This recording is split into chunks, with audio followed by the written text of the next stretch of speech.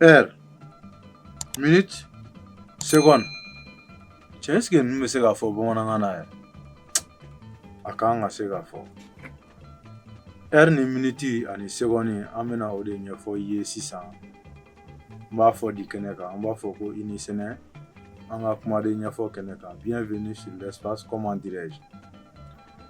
Heure, ale bɛ fɔ cogo di an ka Manden forobakan na. Ale, n'i ye tuma, o ye temps de. N'i y'o tila, i b'a ye k'a fɔ a bɛ tila ka jigin de. Tuma mana tila, a tilayɔrɔ fɔlɔ o de bɛ wele ko tumaren. Bawo re mana fɔ fɛn fɛn ma an ka kan na, o bɛ dɔgɔmani de ko fɔ. O la tumaren, o ye heure de tɔgɔ ye an ka kan na. Tuma tilayɔrɔ filanan, a bɛ fɔ o de ma tubabukan na ko minute. N b'a dɔn i b'o kɔrɔ dɔn. Mini, dɔgɔmani. A bɛ fɔ o de ma ko misɛn.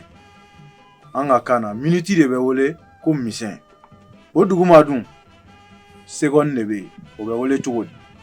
Seconde, i yɛrɛ tulo bɛ fila la o seconde.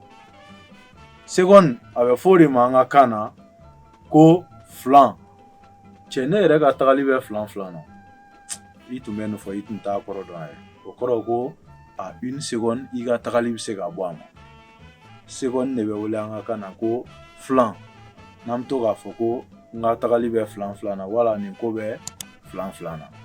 O la bi tɛmɛnen kɔfɛ i bɛ nin kumaden ninnu na baara walasa an ka kan fana bɛ se ka fara diɲɛ kanbaw kan. Bawo ni kan tɛ kalan k'a sɛbɛn k'a fɔ a tɛ yiriwa cogo si la.